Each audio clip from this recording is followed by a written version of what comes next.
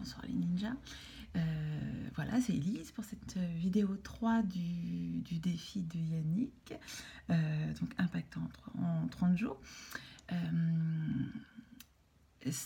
J'ai trouvé le thème de ce soir en fait en montrant mes vidéos à une amie qui est photographe et avec qui je travaille à l'occasion.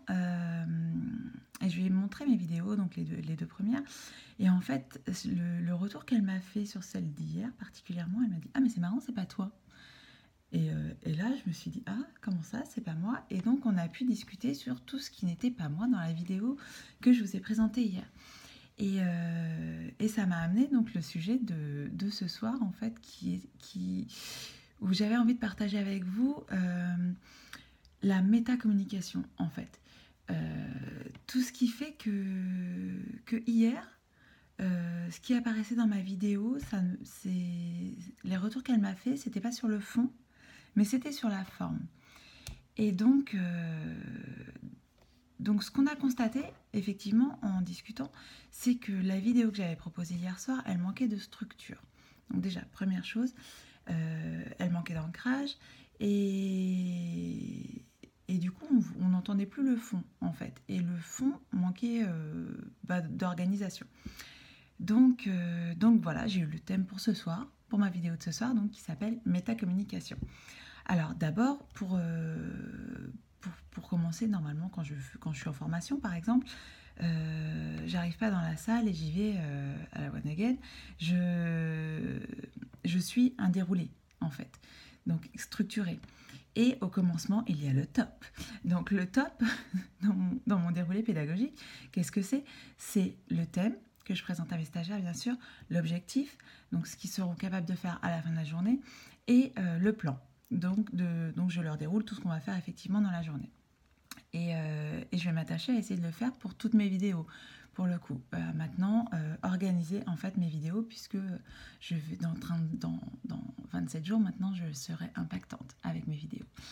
Donc pour ce soir, je vais commencer, voilà, ma nouvelle organisation. Le thème donc, que je vous présente, c'est la métacommunication. Donc on va voir ensemble comment ça se passe. Qu'est-ce que c'est que la métacommunication ? L'objectif, à la fin des vidéos, normalement, vous seriez capable de décrire le processus de métacommunication et de savoir à quoi ça sert. Et donc, comment je vais m'y prendre pour ça ? Je vais d'abord vous parler de ce que c'est historiquement la métacommunication, des différents types de métacommunication et finalement, à quoi ça sert de métacommuniquer. Voilà, ok, donc on abordera les 3 points. Alors, pour commencer, au niveau de l'historique, donc la métacommunication, c'est un terme qui a été introduit par Gregory Bateson, qui est anthropologue et psychologue. Et puis c'est un concept qui a été repris par l'école de Palo Alto. Et là, du coup, pouf, capsule. Je vous referai une capsule pour ceux qui ne connaissent pas sur l'école de Palo Alto, qui est un courant de pensée, en fait, de réflexion, de recherche, qui est né en Californie en 1900, dans les années 50. Et qui ont beaucoup travaillé, beaucoup inspiré, qui ont eu des travaux vraiment intéressants sur la psychologie, les sciences de l'information, la communication et jusqu'à la cybernétique, qui est moi un domaine qui me parle particulièrement. Donc on y reviendra là-dessus.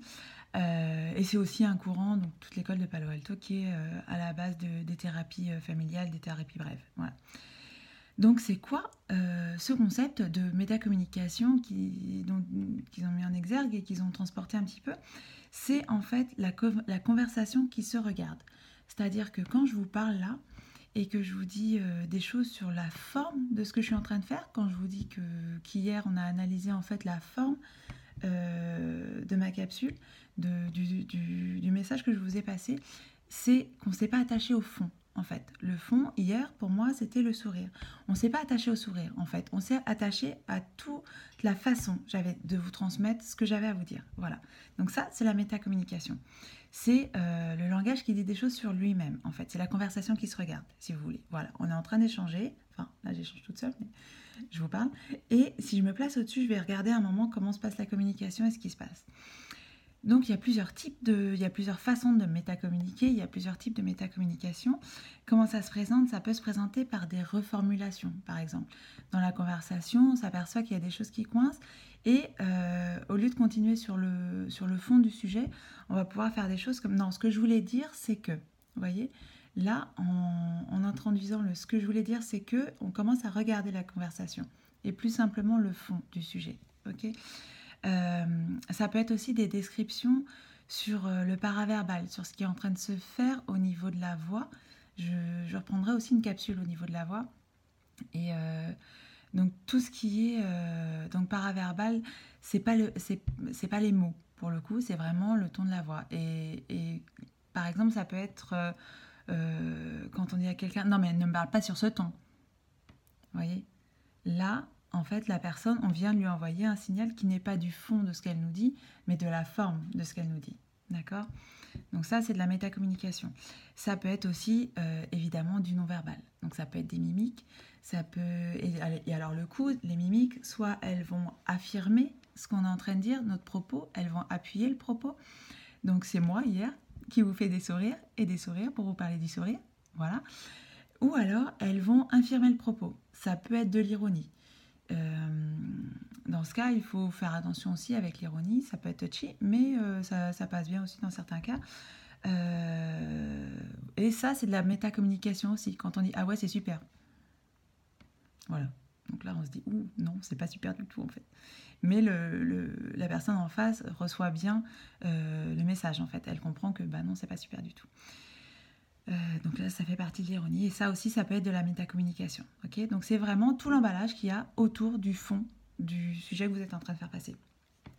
Et du coup, à quoi ça peut servir de métacommuniquer? Parce que s'ils en ont développé tout un concept, c'est qu'il y avait une utilité derrière. Et effectivement, par exemple, quand on est sur de la résolution de conflits, la métacommunication, ça peut être vraiment une solution hyper percutante et efficace pour un manager ou même des collaborateurs pour arrêter, en fait, souvent on rentre dans une spirale quand on n'est pas d'accord sur le fond, on a du mal à s'écouter et du coup il y a un moment où ça bloque, où il y en a un qui reste qui dit gris, l'autre qui reste qui dit noir et on n'est plus d'accord et ça tourne en rond. À ce moment-là, vous devez prendre la responsabilité d'arrêter en fait cette spirale et dans ce cas la métacommunication c'est un bon moyen d'arrêter sans heurter personne en fait. C'est juste se replacer au-dessus de la communication et dire voilà, alors voilà ce qui est en train de se passer entre nous. Voilà, donc en fait, là, on n'arrive pas à se mettre d'accord. Par exemple, ça nous détache du problème du fond, mais juste, on n'arrive pas à se mettre d'accord. Ou alors, essayons de trouver une solution. Voilà, essayons de trouver une solution, c'est aussi de la métacommunication, parce qu'on n'est plus sur le fond du problème, sur le désaccord, vraiment, mais on est sur la forme. En fait, ça permet de faire retomber la pression. Voilà. Ça va juste permettre de prendre un peu de hauteur sur la conversation, de faire retomber la pression, le temps de calmer les choses et de retrouver une communication qui va être plus sereine, qui va permettre d'avancer.